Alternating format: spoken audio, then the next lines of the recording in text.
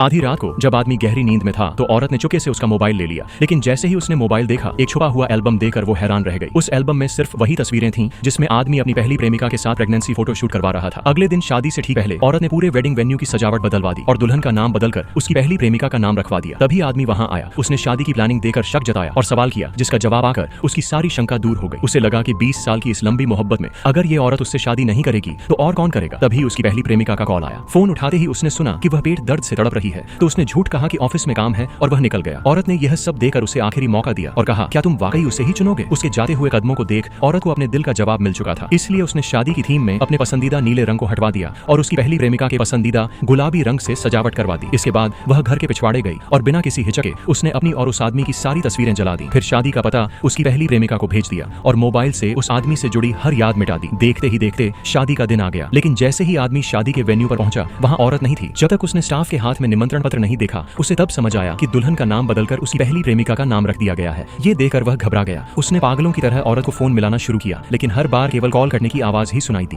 घबराकर उसने पहली बार अपनी प्रेमिका का हाथ झटक दिया और दीवाने की तरह औरत को ढूंढने निकल पड़ा। उसने सभी रास्तों को ब्लॉक करने के आदेश दिए, लेकिन उस वक्त औरत मंदिर में उन रिबनों को काट रही थी जो उन्होंने हर साल साथ में बांधे थे अपनी मोहब्बत की निशानी के रूप में, और फिर वह बिना पीछे देखे वहां से चली गई।